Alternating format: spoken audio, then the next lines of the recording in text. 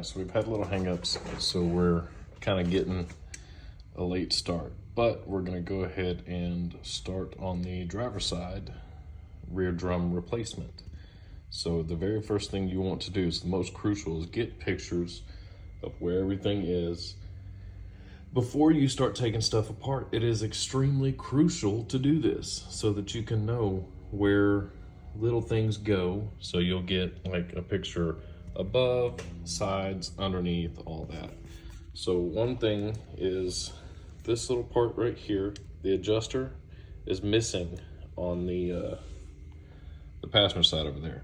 I did order it, so the only one that we're going to be able to do today is this one. I'm not even going to touch that side over there until I have all the parts for it, but we can go ahead and get all this stuff replaced, get the new stuff in. So I'm going to kind of take videos, little snippets here and there as I'm going along, and then I'll show you how I do it. It's probably one of the easier ways. So as you take stuff off, in the order that you take it off, so like this spring here, when you take this off, you lay it down here on the ground in order of how you took it off. Then you'll get your hardware kit, your new hardware kit bag, which is full of all these goodies, and you match up your springs to kind of make sure that you've got everything right laid out, and then you basically work in the reverse order. And that, along with pictures and the correct tools, you've got these two here. This is your spring remover and installer, and then this little booger here helps with these here, kind of helps push them. I mean, you can do it with just regular screwdriver and some pliers, but this makes it a lot easier. This is your spring removal tool. That is your spring installation tool. If I can get it to focus. Maybe not, but yeah. So we're gonna go ahead and start blowing this apart and seeing what we find. All right, so with your spring removal tool, you can see it's got a hole there and then this little dog leg. So you'll take this, kind of put it over this part here, and then just spin it until you're under the spring, and then you pull it away. You can do this with a screwdriver, but this is a nice controlled way for you to take this spring off. Now this is our first spring that we were taking off, so it's the last one that we will put back on. It also is the spring that connects this cable here in the little horseshoe, or the little track that it runs. So see if we can work this little booger out. It might just have to ride there. I'll pull this out of the way. This cable is what hooks up to your adjuster down here. So that's what helps you adjust your brake shoes as they wear. So it's also connected to that spring here. Do not lose this. You need that, I think. I don't know if there's one in the hardware kit or not. I don't think there is. You also don't want to lose that. That is important. This is one of the parts that we have to order because it's missing on the other side. So we will reuse that. Springs and everything, don't worry about them. You can just take them off and start slowly taking your shoes off. So we're going to use our spring removal tool again here to get under that spring and walk it off. That one there. All right, so we've got first spring, second spring, third spring. We will see about getting this off. So like I said, with you lay them out in your pattern. So this is the first one we took off. So it's the first one we're gonna lay down. This one down here is, if I can get it to come out of there.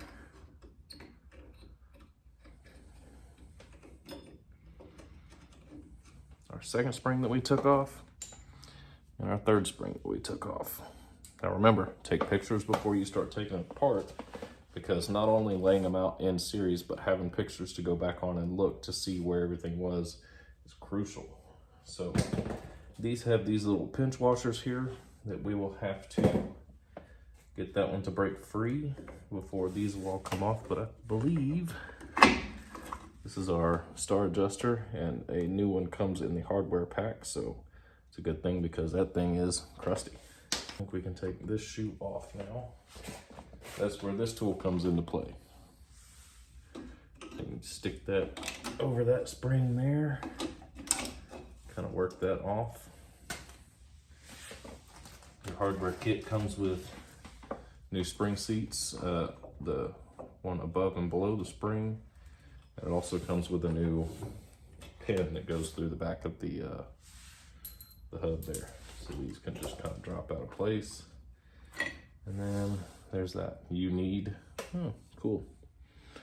You need these pins. This pin here that goes into your wheel cylinder, don't lose those. So take that and put it up there. And then you can see just what kind of shape these shoes were in. When you're looking at your shoes, make sure you take note of the long side of the shoe, and this one has a short side. You'll need to put them back in the same correct spot. Your spreader bar with your spring, so that came out. We'll put that down there. Then we'll take this other spring that's holding the shoe on, which is pretty frozen on there. Yes.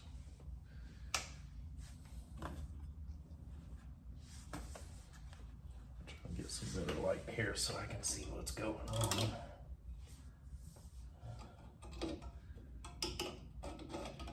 If they're really good and gross in there, the actual spring seat there will weld itself to that pin. So you gotta kind of move it around a little bit, shake it up and get it to break free.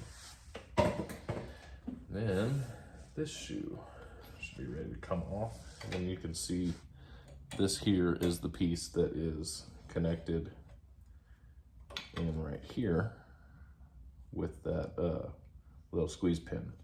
This is connected to your, this part down here is connected to your emergency brake. So when you pull that cable, it pivots this in here on the spreader bar, and which sets your brake shoes. So that one's out of here. So the last thing to take out is going to be this wheel cylinder, which is nice and gross. Don't forget, don't lose that. And then we will clean it all up and then get ready to put everything back together.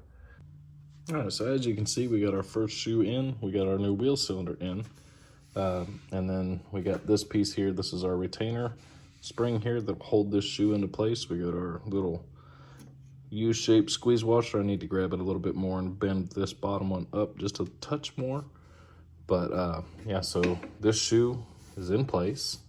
Now we can get the spreader bar put in on this side, and then get ready to mount this other shoe over here. And so this is your spreader bar here. So this spring that's on here, you'll take that off. In your hardware pack, you should have another brand new one that will go on.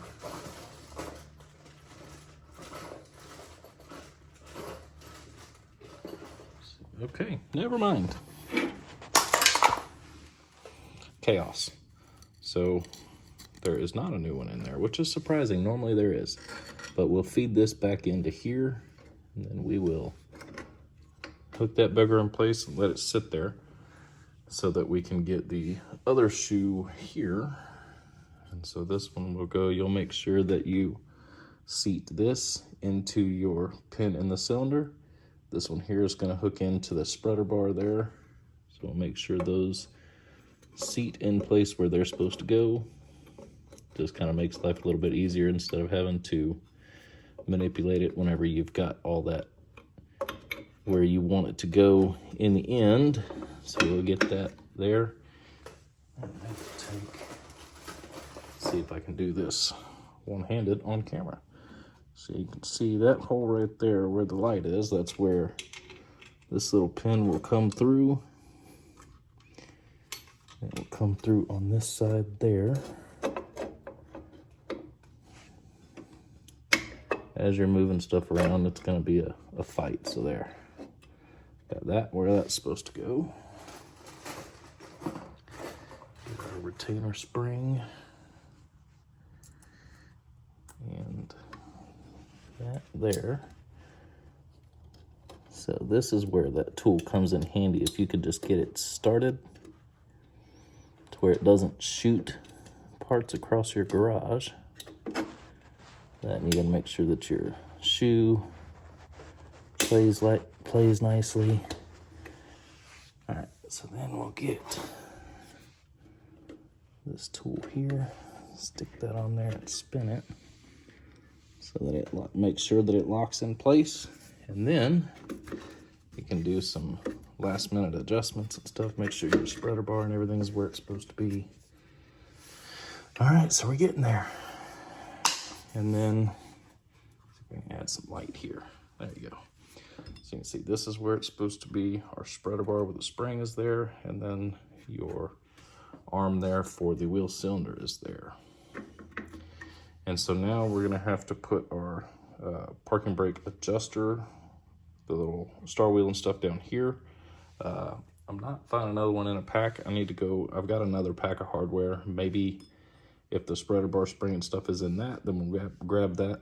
I really hope the adjustment here, I really hope there's a new one, because this is kind of crusty. I mean, we can fix this. We can get it to separate and get it to spin and all that, but I would really like to be able to have a new one, because this booger is seized up good, but we'll see. So excuse me, I'll bring it back in once we make a little bit further. All right, so there was not a new one of these, so that means we're gonna have to grease this booger up and get it moving and spinning and cleaned up again. I guess I could order new ones, but that's just gonna throw me back even further on my timeline than I already am with the brakes. So we're just gonna try to make this thing do the things. So this actually wasn't too bad. Threads looked a little bit worse than they actually were once I got it to separate. I got it all good and oiled up. I've run this all the way down to the very end and back. It spins freely. It doesn't bind up at all, which is what we want. So I'm gonna put a little bit of anti-seize on the threads inside the barrel there, and then we will be good to go on this side. I am not looking forward to the passenger side. That one, the threads look pretty rough, but I think since we were able to pull this one around, I think we'll be able to get that other one too. So now you get to play what spring is what. So we've got 3 different springs in this spring pack.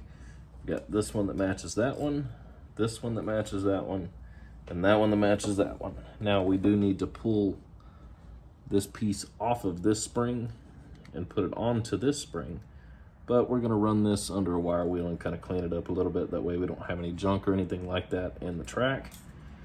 But now we're just gonna work our way backwards. So we're gonna put this spring back in, that one and that one, run them where they go. And you can reference your pictures if you don't remember which spring went where or how attached. That's why the pictures are important. All right, so we had a whole lot more cursing and a little bit of rearranging. So the way that these came off, it was the yellow spring, the tensioner cord here for the star adjuster, and then this blue spring.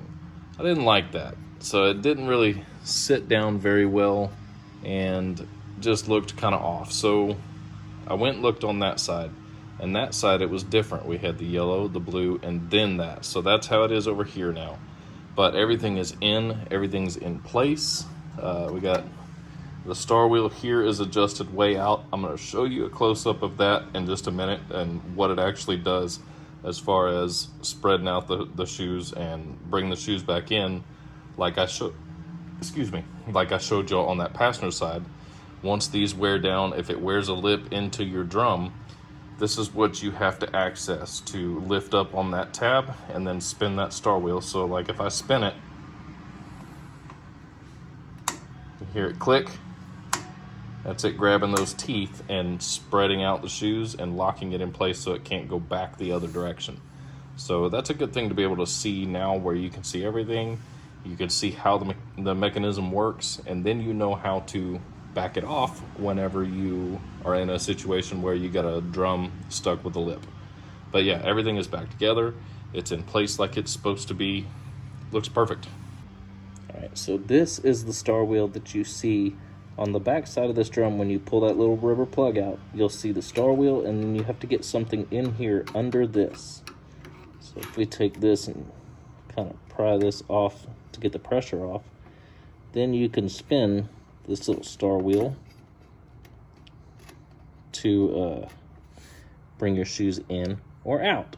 Whenever you're putting new drums on, we'll have to adjust this out to where you have just a slight bit of drag on the drum itself. You don't want it to be too much, but that way when you press the brakes, everything in here works as it should, and these actually contribute to the braking process. So you have to make sure that you get all that set up right, and I will show you that in a minute.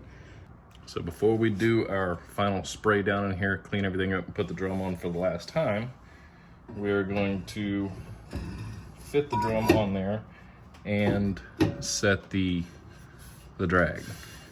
So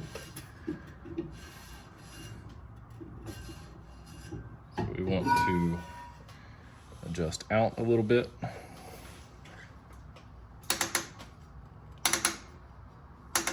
If you do too much, all you got to do is lift that lever and roll it back out.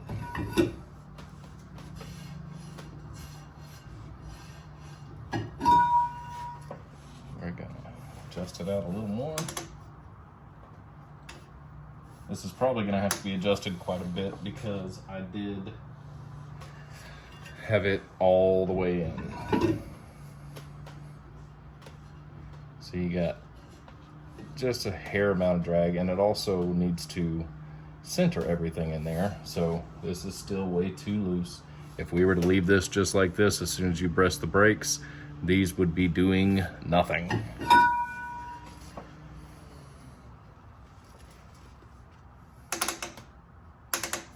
I'm actually going to use my screwdriver because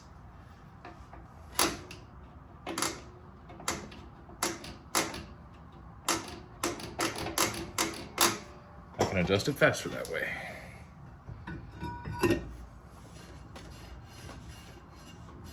Seeing here, we're starting to make kind of consistent contact. We're getting there.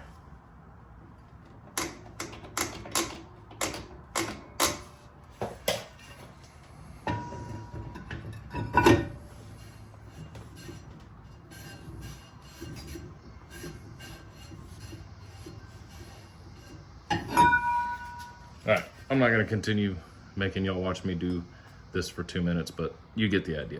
This is how you preset your load and everything on your brake system in the rear, so that way they function properly. Also, if you don't want to keep taking it on and off to do this, run you 2 lug nuts on there to hold this in place, and then you can adjust from the back, from that little port. Just a little tech tip. So if you have never had to fight with drum brakes before, hopefully this video will give you a little bit more confidence to get out there and attempt it. You know, shops charge you a whole lot of money, especially when they're dealing with drum brakes. So having the ability to do it yourself, I think in parts total is like 180, 200 bucks in parts, and it's going to take you a few hours, especially if it's your first time. But don't get scared of it. Take your pictures, have your right tools, and just take your time. These aren't as scary as they look, and really you're only going to find them in the older vehicles. A lot of the newer vehicles now, you've got 4-wheel disc, and so yeah, so if you're working with a newer vehicle, these aren't going to fight you. But if you're like me and you have an obsession with classic vehicles, get used to dealing with brakes that are difficult, unless you got the pocket change to just upgrade everything to 4-wheel disc, which I'm sure this car will eventually one day have that set up, but not today. So thanks for watching.